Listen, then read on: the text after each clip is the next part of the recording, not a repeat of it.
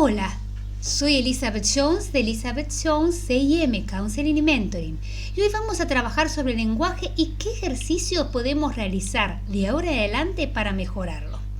Seguimos trabajando con el libro que les había mencionado en los videos anteriores de la obra social Fundación La Caixa, que se llama Vive el envejecimiento activo, memoria y otros retos cotidianos.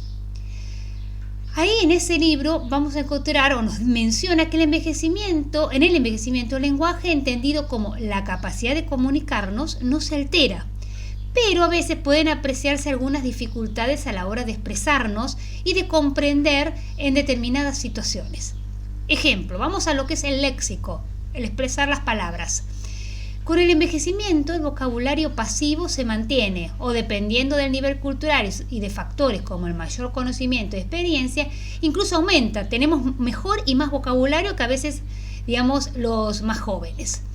Pero, aunque se disponga de un gran vocabulario, puede aparecer dificultades importantes en recuperarlo. ¿Qué significa esto? En el acceso a esa palabra que queremos decir. Es frecuente que se tengan problemas para encontrar la palabra adecuada, especialmente para nombres de personas o de objetos poco frecuentes. Por ello, pueden aparecer latencias. ¿Qué es esto de latencias? Momentos vacíos o dubitativos al hablar, que dudamos. Y fácilmente se tiende al uso de dar rodeos como estrategia compensatoria. ¿Qué sería esto? Estos problemas generalmente se traduce en lo que es la expresión lo tengo en la punta de la lengua.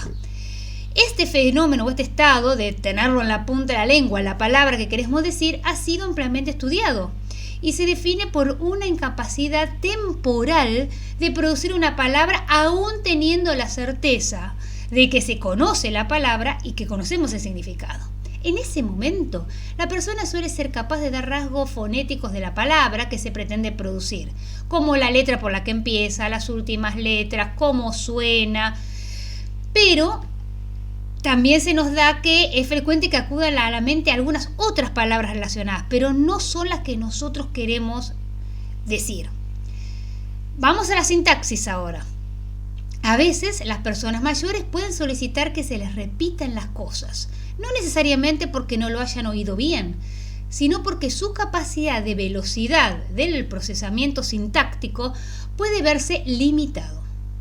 Igualmente, puede ser necesario leer varias veces un texto para comprenderlo totalmente, es algo común. Esta capacidad es la que permite dar sentido a todas las palabras dentro de una oración y de un contexto, y dar sentido final al conjunto, por ejemplo, si estamos leyendo algo. Este proceso aparentemente simple, es decir, entender lo que se nos dice o lo que estamos leyendo, implica, entre otras cosas, la participación de la memoria a corto plazo y de la atención, que ya hablamos en videos anteriores. Vamos al discurso ahora. Al explicar cosas o participar en conversaciones, el discurso de las personas mayores puede presentar unas características particulares, relacionadas con aspectos de conocimiento, cuestiones sociales y afectivos propios de la edad. Así, una de las posibles manifestaciones es la reducción de contenido informativo. ¿Qué significa esto? Que el discurso tiende a ser vacío, como medio sin sentido. Aunque el volumen del habla sea considerable, que hayamos dicho muchas palabras y hemos estado hablando mucho, a veces no se puede entender muy bien de a qué nos estamos refiriendo, ¿no? También puede experimentarse dificultades en la capacidad de organizar ese discurso, ya sea en su comprensión como a veces en la dificultad para comprender historias o noticias. O cuando nos expresamos, a veces perdemos el hilo de lo que estábamos contando y nos olvidamos algunos detalles. Bueno, eso es habitual porque es, por ejemplo, lo vamos a notar cuando elegimos programas de televisión simples y lineales, antes que películas o programas un poquito más complicados. Estas dificultades pueden estar relacionadas con la capacidad de la atención, con la velocidad del procesamiento que tenemos o con la memoria de trabajo, pero sin la existencia de problemas de razonamiento ni alteración de la lingüística, digamos. Debido a las posibles dificultades que ya mencioné, junto con posibles problemas auditivos o visuales relacionados con la edad, puede suceder que las personas mayores presenten los siguientes problemas. 1. Aparentan tener problemas de comprensión característicos. tienden a hacer discursos largos y a veces a perder la lógica, o sea, el hilo del discurso. También tienen problemas con la información escrita. Depende también de las alteraciones visuales, de la escolaridad, de si leemos frecuentemente o no. Vamos a irnos un poquito al estilo comunicativo con las personas mayores. O sea, ahora veremos que si nosotros somos personas que estamos cuidando o tenemos familiares mayores que están en esta situación, ¿qué es lo que tenemos que hacer y qué es lo que no tenemos que hacer? Vamos a ver algunos detalles que son importantes a tener en cuenta, sobre todo si convivimos y tenemos contacto directo con personas que están atravesando esta etapa concreta.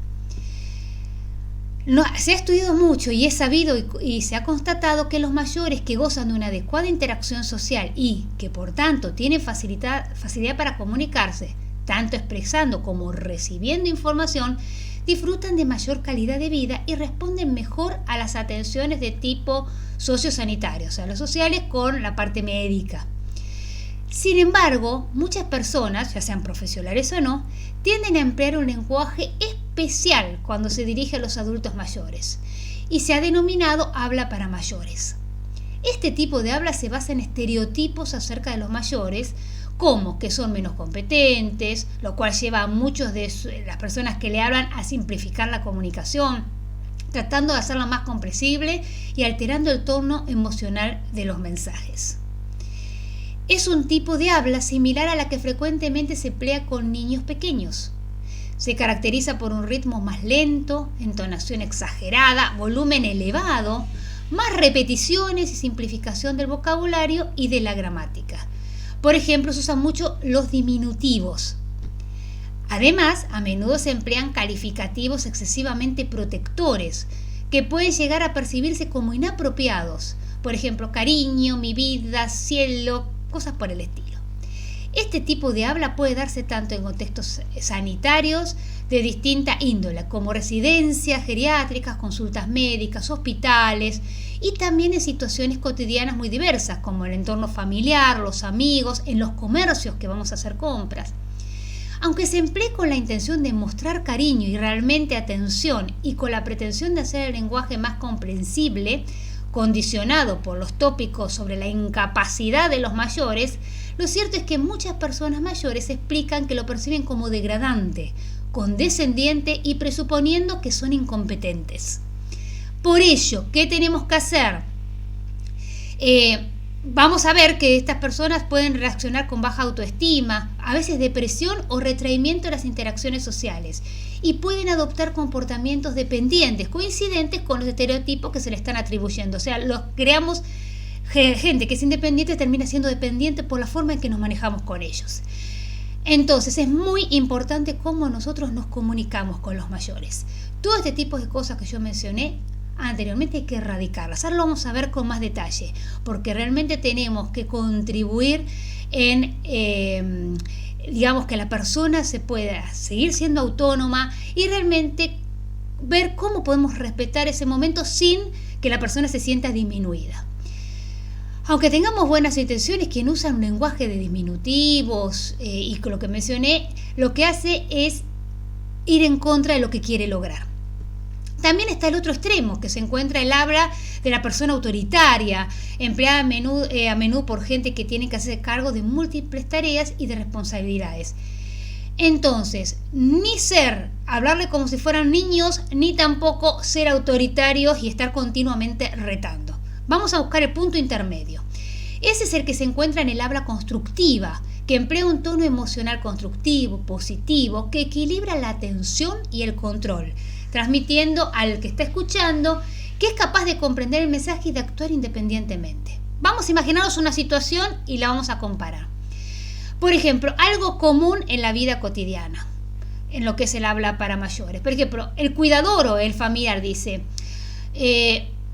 vaya cielo, ay, ¿qué te has derramado la leche? Bueno, no pasa nada, cariño, ahora mismo voy a buscar un trapito, limpiamos la mesa y enseguida te cambio esa blusita por otra igual de bonita. La persona que ha sucedido eso y se mira la blusa tratando de limpiársela y el cuidador le dice, no te preocupes que vas a estar hermosa.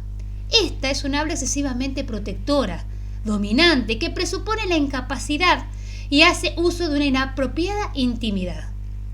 Vamos a la autoritaria que habíamos mencionado. Por ejemplo, vamos al mismo ejemplo, el cuidador. Dice, ahora se te ha derramado la leche, deberías haber esperado a que te la sirvieran. Entonces la persona en la situación dice, parece mal, y dice, bueno, se levanta de la silla, se va mal. La persona, la que está quedando, dice, bueno, ve a cambiarte y ya te voy a servir otra taza. Esta situación es dominante, es poco atenta y no se reconoce la autonomía de la persona, al menos para tomar decisiones, si se quiere cambiar la blusa, si se quiere limpiar. Vamos al habla constructiva, la que tenemos que nosotros apuntar. El cuidador dice, ¿qué te pasó, María? María dice, bueno, se me ha derramado la leche y me he manchado. Me tengo que cambiar la blusa. Entonces el cuidador o la cuidadora le dice, sí, tenés razón, estas jarras pesan mucho, pero no te preocupes, si querés, anda a cambiarte mientras yo limpio esto y te preparo otra taza. Esta es un habla respetuosa que permite un equilibrio entre la atención a la persona y el dominio de la situación. Se reconoce la independencia y el grado de autonomía que puede tener la persona. Por ejemplo, ir a cambiarse tranquila la blusa, no necesita, en ese caso concreto, que nosotros hagamos algo, ni le tenemos que dar una dirección de eso, y a su vez la estamos ayudando. Un buen modo de aprender a identificar y sensibilizarse con los distintos tipos de habla que se reflejan en las anteriores situaciones es evitando los diminutivos o las palabras melosas. El uso frecuente de diminutivos o de palabras inapropiadas de cariño puede transmitir una inadecuada sensación de intimidad o un estilo relacional parecido al de los padres con sus hijos pequeños. Ejemplos: Lucita, perrito, sillita, cariño, cielito. Bueno, ya vimos algunas. ¿Qué alternativas podemos utilizar? No emplear diminutivos para referirse a los objetos cotidianos. Dirigirse a la persona por su nombre de pila o por su apellido en función de la relación que tengamos, si somos familiares o si somos cuidadores, o del contexto en que se da la relación. No hay que usar el plural. Por ejemplo, vamos a ver un ejemplo. Emplear un sujeto plural cuando nos estamos refiriendo a un adulto independiente es lo que técnicamente se conoce como uso del plural asociativo e implica al hablante de forma afectiva. Vamos a ver un ejemplo. Ya te van a venir a buscar. ¿Nos ponemos la chaqueta para que no tengas frío? La alternativa, lo que tenemos que hacer, ya van a venir a buscar. ¿Te pones la chaqueta para que no tengas frío?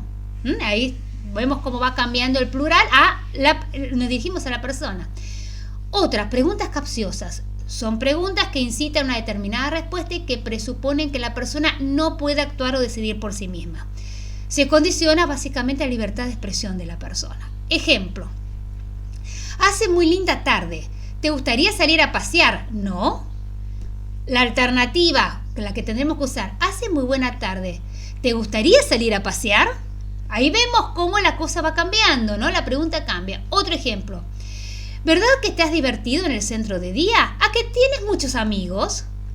A la alternativa: ¿qué tal te ha ido en el centro de día? ¿Has hecho amistades? Vemos que esto cambia, es mínimo a veces en el hablar, pero es muy importante para la persona que recibe la pregunta. El uso de frases expresamente breves, enlenteciendo el habla y simplificando el vocabulario. Eso no se debe hacer. Son patrones de comunicación que, para la mayoría de las personas mayores, no facilitan la comprensión y, sin embargo, a menudo se perciben como condescendientes o degradantes. Alternativa: emplear un habla estándar, la misma que empleamos para hablar con personas de nuestra misma edad, siendo conscientes de que, por deficiencias a veces auditivas o disminución en la capacidad de la atención sostenida en el tiempo, tal vez debamos repetir algunas cosas o asegurarnos de que nos ha entendido. Por ejemplo, se pueden emplear expresiones como tal vez no me expliqué bien y lo repetimos, o disculpa, a veces hablo muy rápido y lo repetimos, pero hablamos normalmente. Aumento del volumen y del tono de voz. Ante un sujeto con seria disminución auditiva puede funcionar y de hecho es preciso que se le hable considerablemente más alto de lo normal. Pero en personas que con una pérdida auditiva leve o corregida, por ejemplo, que tiene audífono, el hecho de que se les hable con un volumen desmesurado solo contribuye a distorsionar más la percepción de los sonidos.